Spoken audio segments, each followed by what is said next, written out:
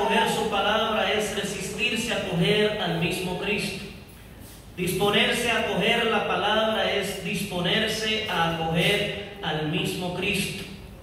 Y en virtud de eso mismo llegó a decir San Jerónimo, quien hizo la traducción de la Biblia del griego al latín y a partir de ahí a las distintas lenguas vernáculas: desconocer a Cristo es desconocer la Escritura.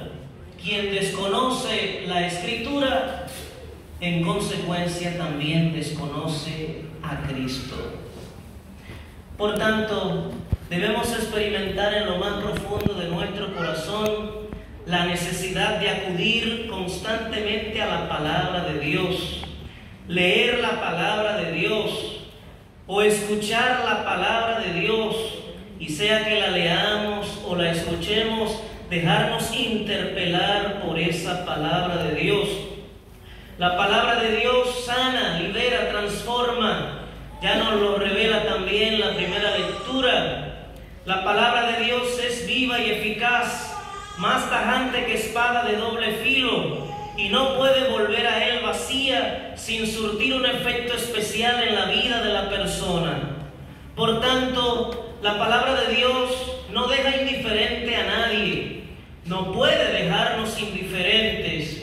Dios se toma la molestia de dirigirnos la palabra, y no puede ser que nosotros adoptemos una actitud de indiferencia, de caso omiso. Si Dios nos regala el privilegio de dirigirnos la palabra, es porque quiere que le prestemos atención, que escuchemos su palabra, la hagamos descender al corazón, que la meditemos, que la rumiemos, que la hagamos vida, y luego de eso entonces hacerla salir por la boca predicándola, y luego también hacerla salir sobre todo a través de nuestro testimonio de vida. Está en nuestro poder hacer eso. Tú y yo no podemos desaprovechar la oportunidad. Si de verdad nos hemos encontrado con Cristo, nuestra vida ha quedado transformada, porque Él nos restaura. Y no te puedes quedar con lo que el Señor te ha permitido gozar y gustar de Él. Tienes que ahora compartirlo con los demás, darlo a conocer a otros, para que entonces esos otros lo conozcan, lo amen y le sigan de corazón, así como se supone que tú y yo, tras conocerlo, lo estamos amando incondicionalmente e intentamos seguirlo de manera radical y no de forma parcial. Cuando la palabra de Dios no produce ningún impacto en mí, cuando la palabra de Dios no me interpela, cuando la palabra de Dios no me dice nada, es porque se ha encontrado con un corazón duro, todavía no blando, no ávido de Él, no dispuesto a coger la semilla de su palabra para que en consecuencia germine y luego dé frutos buenos y abundantes. Siempre estaremos necesitados de la palabra de Dios. La palabra de Dios es alimento. El mismo Jesús lo dijo, e hizo de la palabra del Padre su propio alimento. Si eso hizo Jesús, ¿cuánta más necesidad no tendremos tú y yo de hacer de la palabra de Dios nuestro alimento, nuestro principal alimento? No podríamos subsistir sin Dios. Nos fuera mejor en la vida si le diéramos cabida al Señor en nuestra existencia y si le permitiésemos dirigir todos nuestros pensamientos, palabras y acciones. No en vano el Señor nos insiste en que lo escuchemos y hagamos vida a su palabra. Siempre lo hace pensando en nuestro mayor bien, no en fastidiarnos. Es verdad que cuesta acogerse a la voluntad de Dios, pero no encontramos un mejor camino que acogernos a la voluntad del Señor. Al mismo Jesús le costó someterse a la voluntad del Padre, y encontramos un testimonio fehaciente en las Sagradas Escrituras, concretamente en los Evangelios. En el huerto de los Olivos, previo a su Pascua, a su pasión y muerte y resurrección, llegó a decirle al Padre en oración: Padre, si es posible, aparta de mí este cáliz, pero que no se haga mi voluntad, sino la tuya.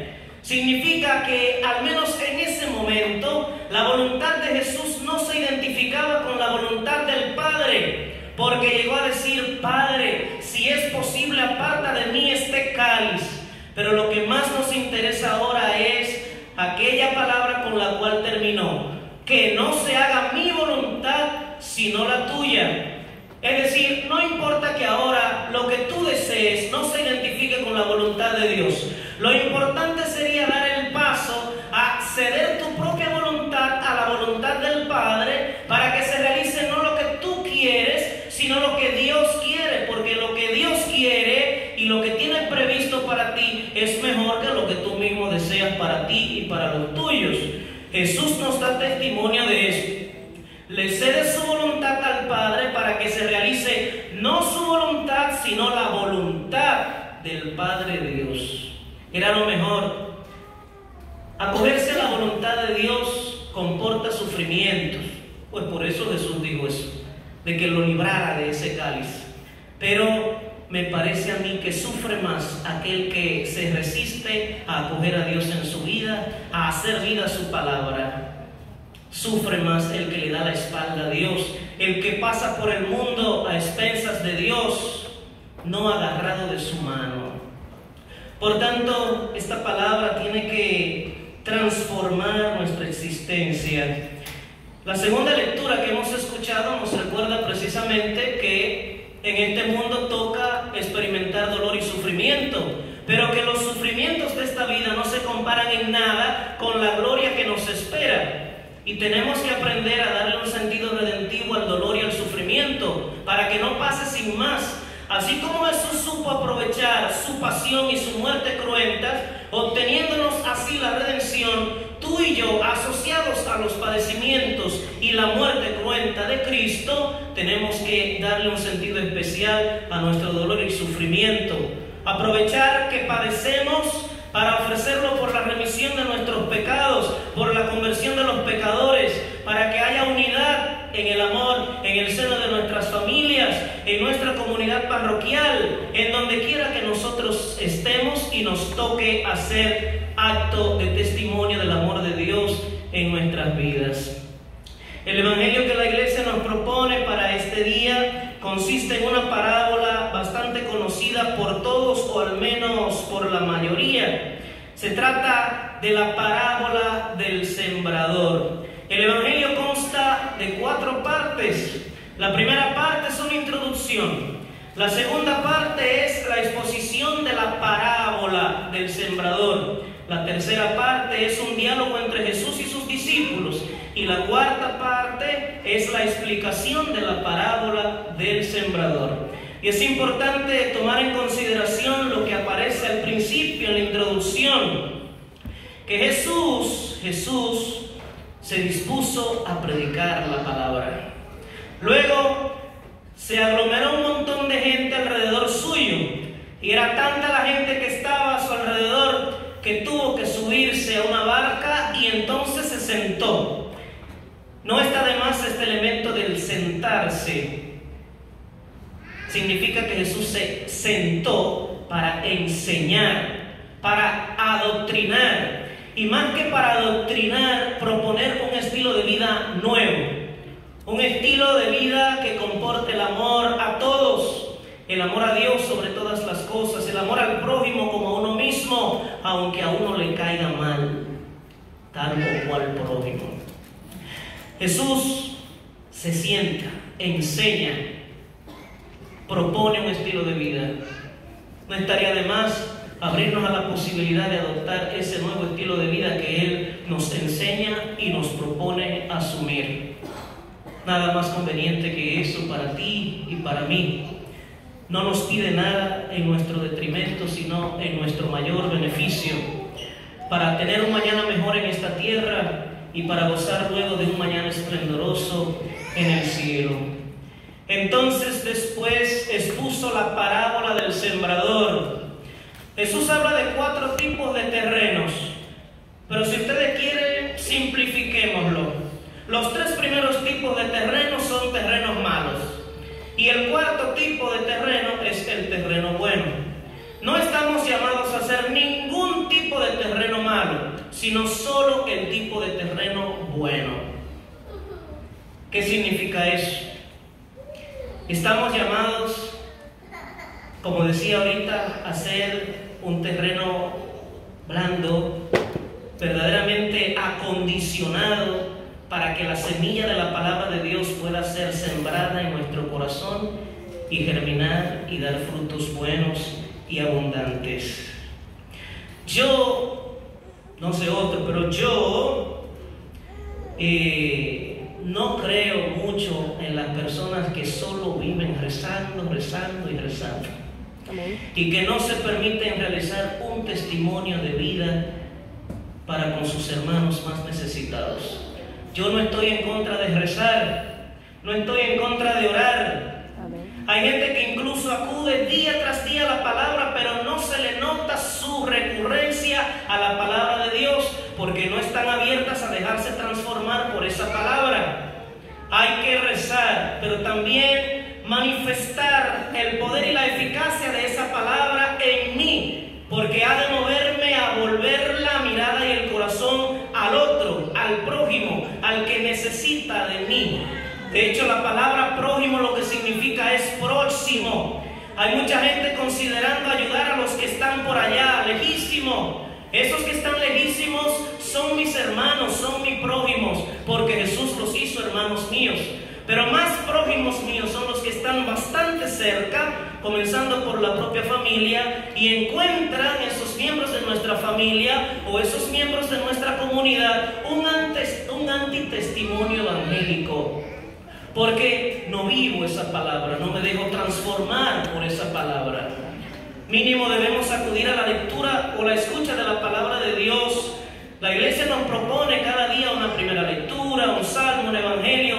En la liturgia dominical y en las solemnidades, demás solemnidades, primera lectura, salmo, segunda lectura y evangelio.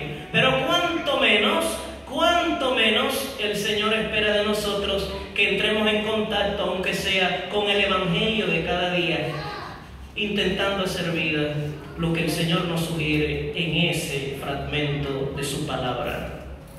Si así hacemos, en poco tiempo nos volveríamos santos. En poco tiempo nos volveríamos santos. Pero nos cuesta asimilar la palabra, apropiarnos la palabra y dejarnos asimilar por Cristo. Cuando uno viene a comulgar, otra forma de recibir a Cristo en nuestro corazón, no es para que Jesucristo se vuelva como yo, sino para que yo me vuelva como Jesucristo. Eso es hacer comunión con Cristo.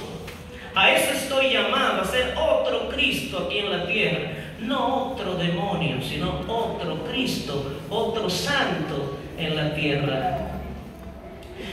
Luego se produce un diálogo entre Jesús y los discípulos. Los discípulos lo cuestionan que por qué se dirigen parábolas a las personas sencillas, a los que no son tan cercanos a Él. Y Él les da las razones.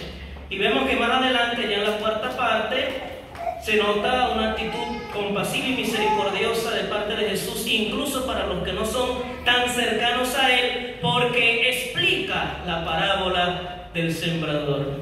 Y fíjense que aquí se denota que hay un grupo de personas que tiene establecida una más íntima relación con Cristo y otro gran grupo de personas que no tiene establecida una íntima relación con Cristo.